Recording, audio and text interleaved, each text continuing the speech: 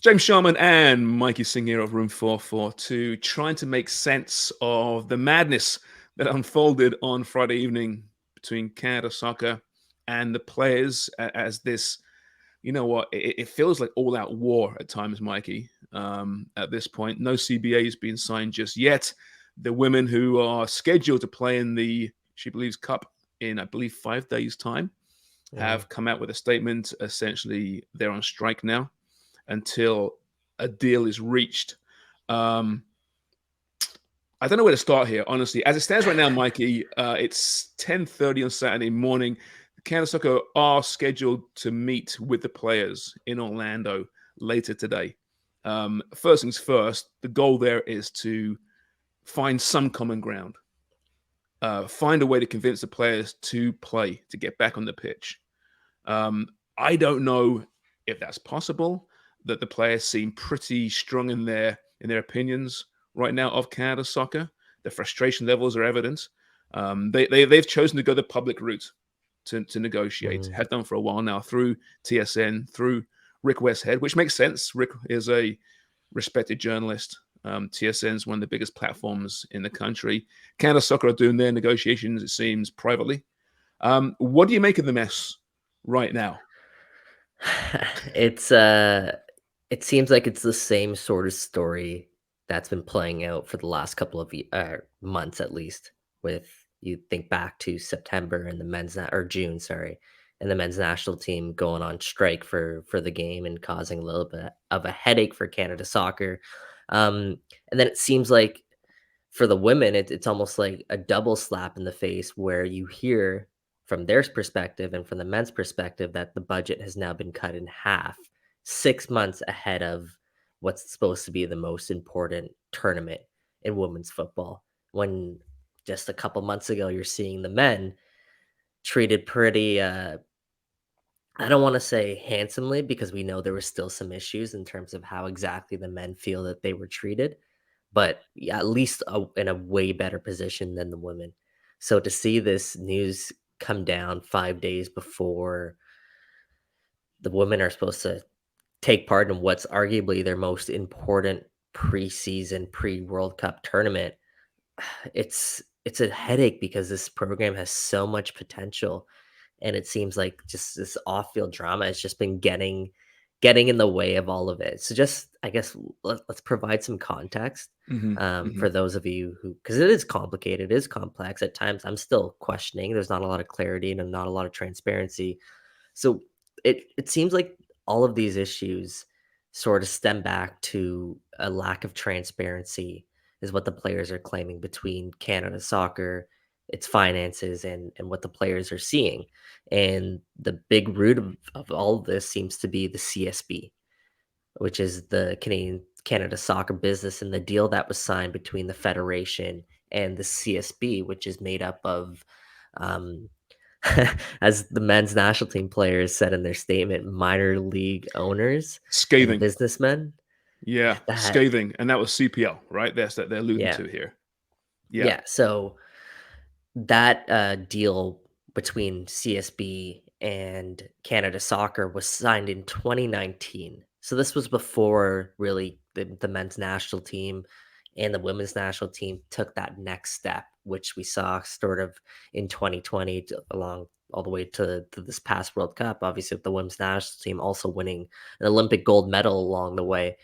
But that deal essentially is a long-term deal, a 9-year contract, which the federation has reportedly given up its media and sponsorship rights for both national teams in exchange for an annual guaranteed fee of between $3 to $4 million per year.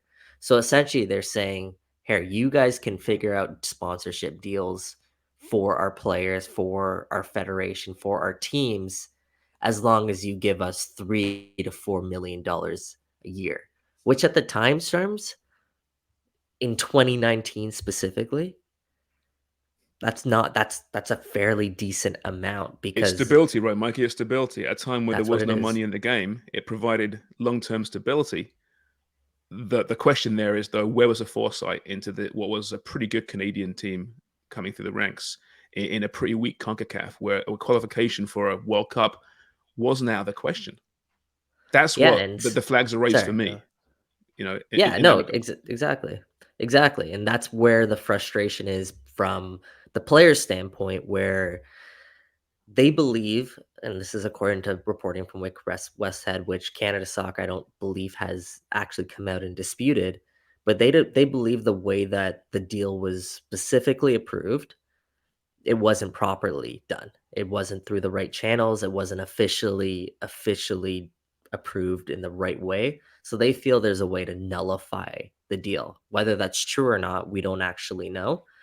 But they do feel like there is a way out. And in addition to this, what seems to be the biggest root cause is that the players claim that they have yet to see the CSB and what exactly the deal is. So with Canada Soccer claiming that they can't afford to put out this big budget, the players are asking, where's all the money going? Because we've taken on the field and we see marketing wise, we're taking really big steps forward. Why is the finances not justifying that? Why is it not matching up? Whereas CSB is just saying, "Hey guys, this is just the reality of the or sorry, Canada Soccer is saying, "Hey guys, this is just the reality of the situation." The players are like, "Is it? Is that actually the case?" So yeah, it's a lot to sort of unpack, but the biggest takeaway throughout all of this, as you mentioned, James, is now the women's national team, specifically with Christine Sinclair, which is a powerful statement saying, "Hey, I can't represent this federation in good faith anymore, knowing what's going on behind the scenes." Yeah, precisely. And I think you use the term of transparency there, and that's a key word in this whole thing. You know, I don't know how transparent Canada Soccer is being with the players. The players say they're not being transparent. That's absolutely key in this. We should mention though, with the CSB deal, yeah, it's $3-4 million, but you also get a domestic league out of it, which has been Mhm, campaigned on for a very long time. Now, I found the men's, phrasing of that a minor league product. I won't say unfair. It is a minor league product. Simple as that. It's a growing league, the CPL, but it's very important too for the development of the game in this country. Um, it's a really messy situation right now. It's tough to know. Listen, there's always two sides to these things, but the public narrative is very much on the side of the players, and we understand that it generally is going to be the case. But where the money is a relevant question to ask, and I think at some point Canada Soccer have to say yes. Here's the actual numbers. We keep seeing these spreadsheets, which the players have been, retweeting numerous times about the budgets for the men's program in 2020 and 2021 compared to the women's. Now, it's a little bit unfair in that it was a men's qualification cycle for a World Cup. It's going to spend more money in that regard. Um, and they are, as I understand it, generally 4-year cycles, right? And so if it is pay equity and equal rights, it's over 4 years, not over just the one single year. And we haven't got numbers yet for 2023. So there's a lot of gray area there as well. It's easy to jump on those numbers right now and say extremely unfair, and maybe it is, but we don't know. What do you make of the players negotiating publicly? I don't blame them. I think they put a lot of pressure on the association this way. It's kind of how it's done in these arguments. mhm. We've seen it in hockey before and baseball before. I also understand why the association decides to do it privately. Yeah, so I mean, they've done it privately for about 4 to 5 months where the players claim that essentially what the Canada Soccer has now shifted on is just the language of their offer, right? They think the offer is essentially the same, but they're phrasing it fairly differently. So I think it's just to the point where it's reached a boiling point. Just to recap for those of you who did miss some of the drama yesterday. So at 4:35 p.m., the women's team said, "Our preparation for the World Cup and the future success of the women's national team program are being compromised by Canada Soccer's continued inability to support its national teams. If Canada's soccer is not willing or able to support our team, new leadership should be found."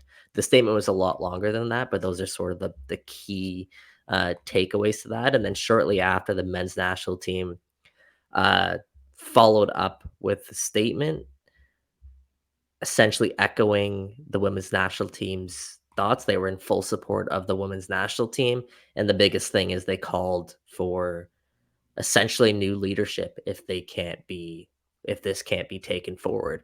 Um, and then Canada Soccer responds in sort of their own way, saying that there was progress made, that they believe there was progress made. One of the key things that they said is that they won't have a deal go forward without um, a pay equity, which is one of the biggest things that is sort of holding up um, this deal, because Mhm. the big gap between the men's, the much them investing in the men's program and the women's program, obviously the men have supported that as well.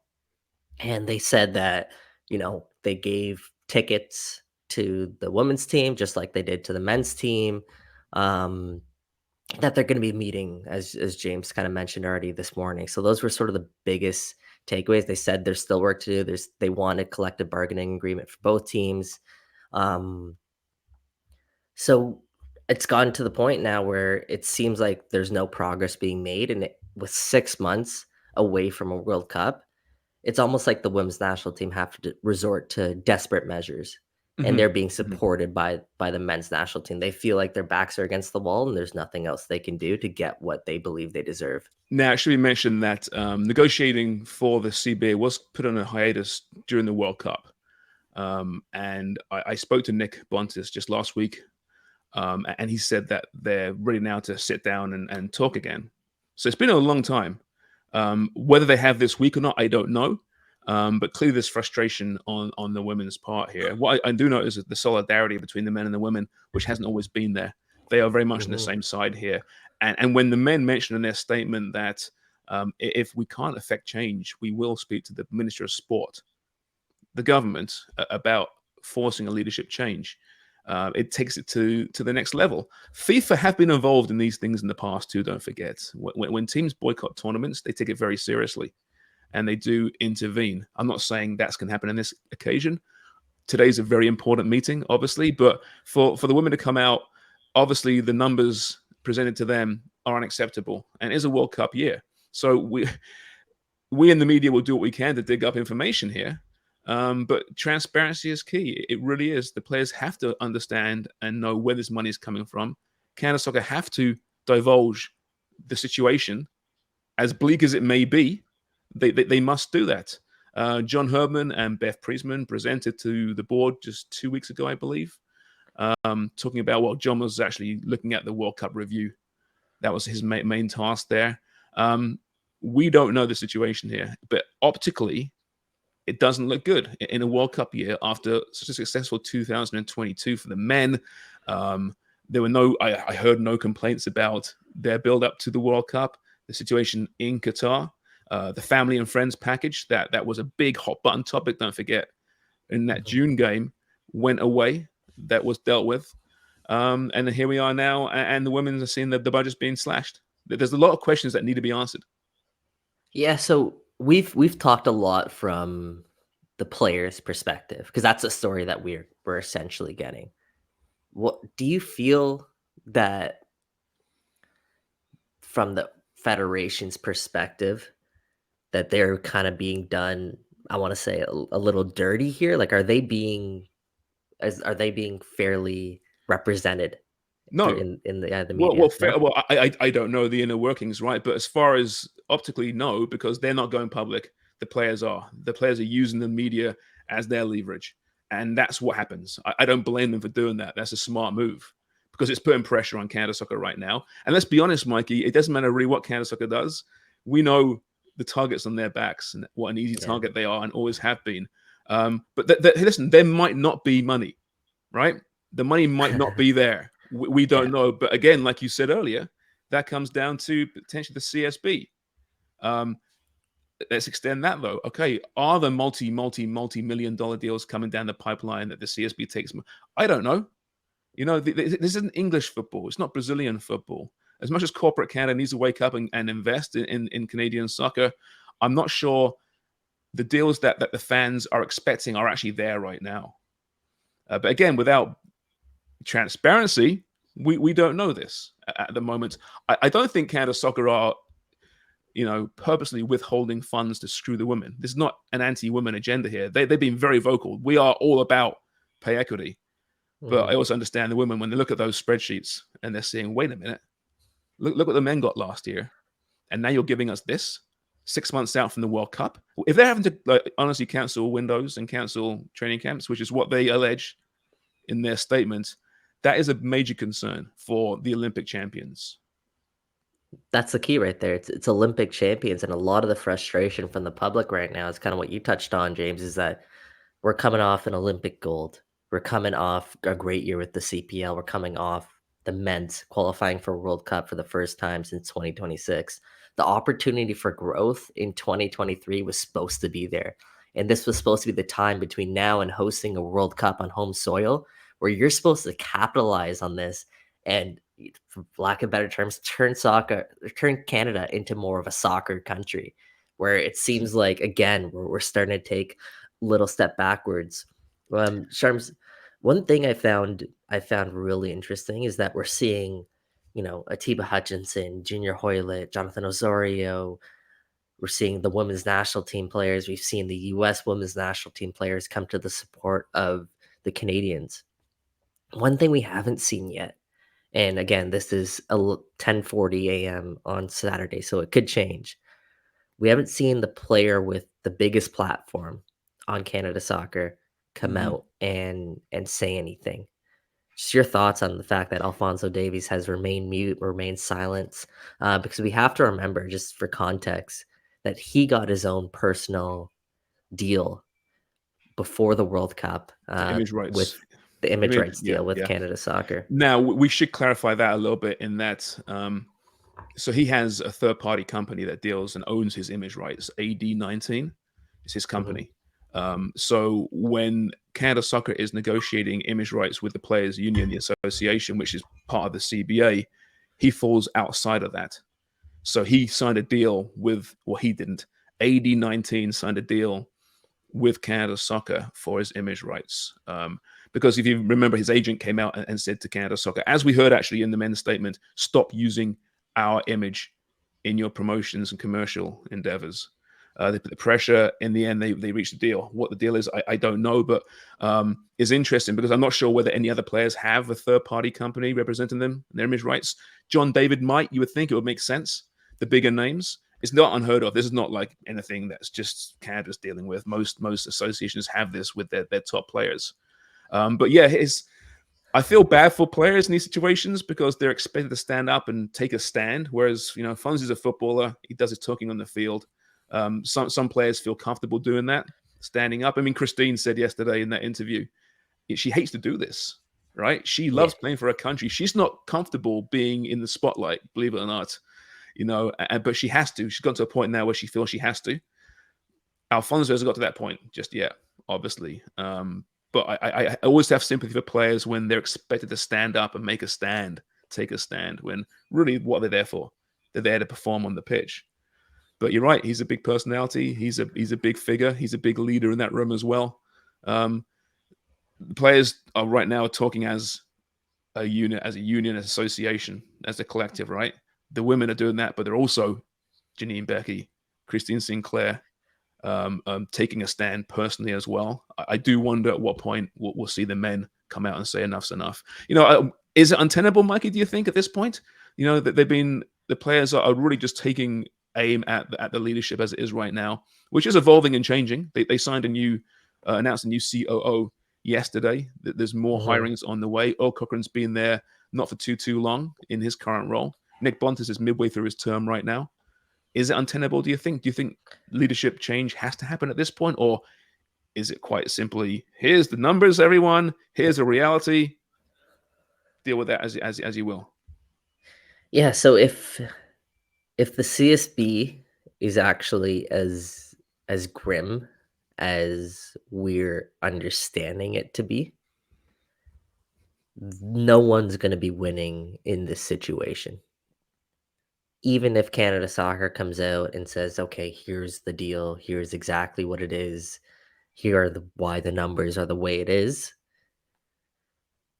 The uproar that's going to come from that, because you're going to essentially be locked into a deal to 2028 and then potentially another 10 years beyond that, because the CSB has the ability to extend deal by an extra 10 years, that was what was essentially negotiated, the frustration is going to continue to boil over. Hmm. But if there is a way that Canada Soccer can give in to the players' demands or meet them in a way that the players feel is just, if they can support the women in the way that they've supported the men and pay equity is there at the forefront, then there is a possibility. But I don't feel like, just based on sort of what Canada Soccer has reportedly locked itself into, new ownership is going to be able to change that unless they bring in deep pockets and an influx of money with them. I don't think Hmm. I think that's just the grim reality of, unfortunately,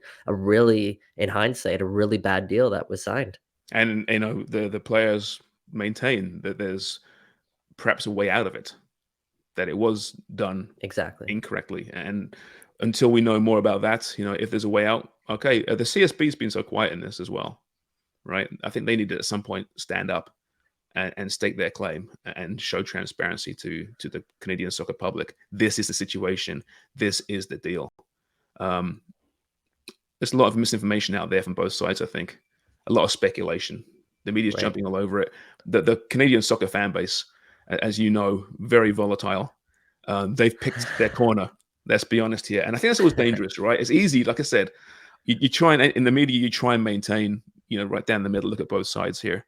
The fans don't, and Yeah. social media at the moment is poisonous. It's toxic in what L- should be a really great year for Canadian soccer. Women's World Cup. You got a Gold Cup. We got this CONCACAF Common Bowl. Strategic Alliance kicking off next year. It should be a good time. But if it is as bleak as they say, then this needs to be addressed right now. And cutting camps 6 months before a World Cup is not a good look whatsoever. So this is fluid. It's gonna continue over the weekend, I'm sure, the next week or so. But I dare say, if they're going to meet the players today, Mikey, we'll find out more at some point today or tomorrow. There'll be more statements put out there. Yeah, It'd be a busy and I'm week. sure I'm sure we'll have a lot to dive into on Monday. Just last thing before we wrap. What did you make of the timing of the announcement? Friday night. 4:35 p.m. on a Friday. Initially, For I me, thought, go on. why? Go ahead. Like, the news cycle slows down, shuts down over the weekend. But then you think, you know what? It's almost perfect, right? Because it won't be investigated too much by the media. However, it will sit there and percolate and fester within the fan base and put more and more pressure on Canada soccer. And that's what it's done so far, I think. Because it's a For news dump, me, right? Friday afternoon, evening is a news dump. exactly, It's exactly. I mean, we saw some Toronto news also drop at 8:30 p.m. last night. maybe they use something. But for me, 4:30 p.m., it's almost like a big FU from the players to the suits, where it's like, you know what? Maybe don't go enjoy your Your weekend. weekend. Maybe don't go enjoy your Friday afternoon, like Friday evening. We're stuck here This in is coming. Orlando right now, not playing, not practicing, not Yeah, training. exactly. Exactly. Yeah, yeah. It's messy, man. It's not nice. It's very volatile, and as we learn more, we'll let you know. And obviously, it's going to be, I think, a big theme for Room 442 next week. Mikey, thanks for this.